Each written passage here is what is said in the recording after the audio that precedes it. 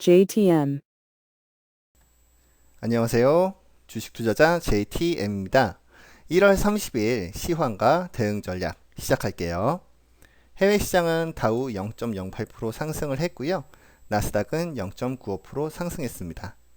25bp 수준의 긴축 속도 조절에 대한 시장의 기대감이 있었고요. 27일 날 발표된 개인 소비 지출 PCE는 상승세가 둔화되면서 물가 안정과 경기 침체에 대한 해석이 같이 있었네요. 소비 심리 지수의 개선과 주택 판매 지수의 상승도 소비에 대한 기대감으로 작용을 했고요. 지표의 방향성이 혼란스럽죠. 지표에 대한 해석은 각각의 시장 참여자들이 해석하기 나름입니다. 그렇기 때문에 시장 흐름이 어떻게 돌아가고 있는지 참고적으로만 보면 좋을 것 같고요.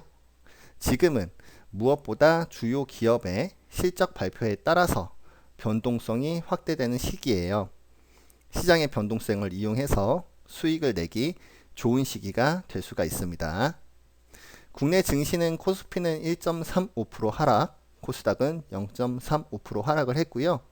수급적으로는 코스피에서 개인이 약 4,600억 원을 매수했고요. 코스닥에서는 개인이 약 900억 원을 매수했습니다. 1월에 외국인이 약 7조 가까이 되는 누적 순매수가 있는 부분이 수급적으로는 중요한 포인트가 될 것 같고요. 섹터와 테마에서는 AI 섹터 종목의 상승이 이어지고 있습니다. 특히 인공지능 챗봇 관련 기업이 강세고요. 삼성전자 신사업 태스크포스 신설 소식으로 5G 관련 종목의 상승이 있었습니다. 리튬 공급 소식에 리튬 관련주의 상승도 있었네요. 차트를 기준으로 대응 전략을 세워볼게요. 차트 기준의 대응은 흐름에 따라서 기준점이 계속 달라지기 때문에 기준점은 내일 1월 31일에 한정되고요. 시장과 섹터의 흐름, 종목의 재료나 공시는 배제하고 참고로 활용하는 것을 추천드립니다. 첫 번째 종목은 한국전자인증입니다. 인증 솔루션 및 공인인증 서비스를 제공하는 업체고요.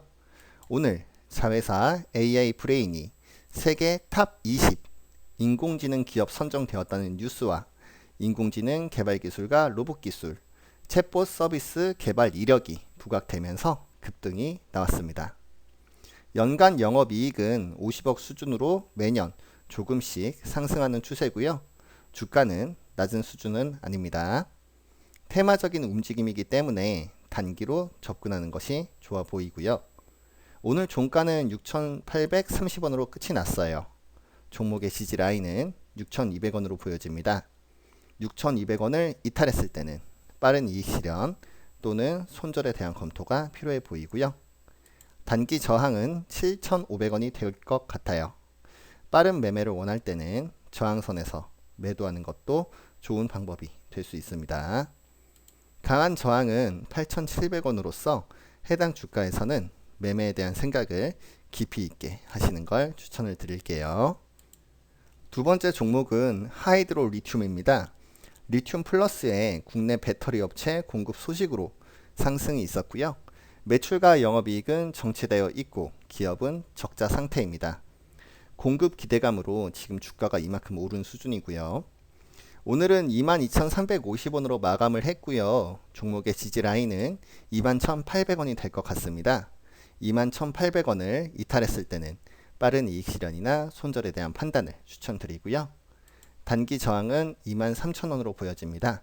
저항에서 더 가지고 갈지 매도를 할지 생각을 해보시면 좋을 것 같고요. 25,000원은 강력한 저항으로 보여져요.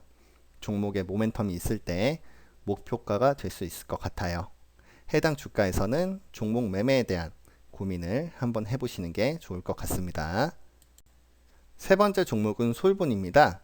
종속회사가 AI 챗봇 사업을 하는 Y지넛의 지분 보유 사실이 부각되면서 상승을 했네요. 매출과 영업이익은 정체 상태, 22년 기준 적자가 예상되고요. 오늘 종가는 6,020원이었어요. 종목의 지지 라인은 4,900원으로 보여지고요. 해당 주가를 이탈했을 때는 종목 정리를 검토를 해봐야 할 것 같습니다.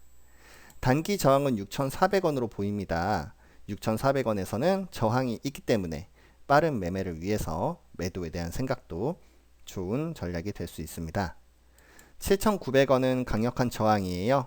섹터의 연속적인 상승이나 종목에 제로가 있을 때 볼 수 있는 주가 수준이 될 것 같고요. 7,900원에서는 종목 매매에 대한 판단이 필요해 보입니다. 네 번째 종목은 핀텔이에요. 인파관리 시스템 정책 추진으로 인공지능 영상 분석 기술을 가진 핀텔이 상승을 했습니다. 매출과 영업이익은 정체되어 있고요. 적자가 예상이 되고요. 종가는 9,890원이었습니다. 종목의 지지라인은 8,500원이 될 것 같고요. 이탈했을 때는 종목을 매도할지 아니면 조정을 견딜지 판단을 해야 할 것 같습니다.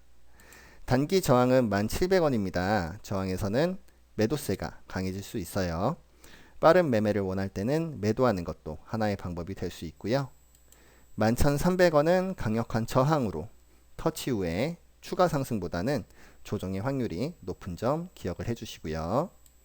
다섯 번째 종목은 이노룰스예요. 인공지능 섹터 강세로 디지털 상품 정보 관리 시스템 기술을 가진 기업으로서 상승을 했습니다.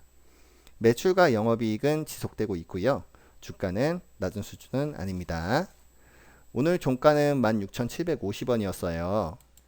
지지라인은 14,500원으로 보여지고요. 14,500원을 이탈했을 때는 빠른 이익 실현 또는 손절에 대한 판단이 필요해 보입니다.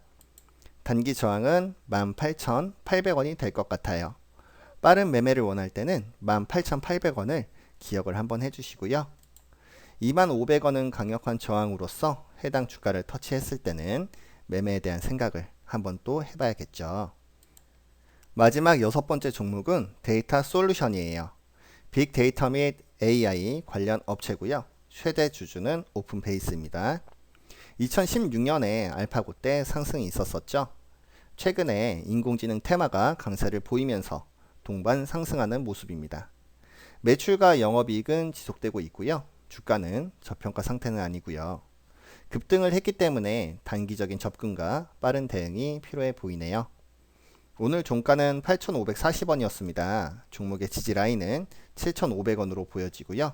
이탈했을 때는 빠른 이익 실현 또는 손절에 대한 검토가 필요해 보입니다.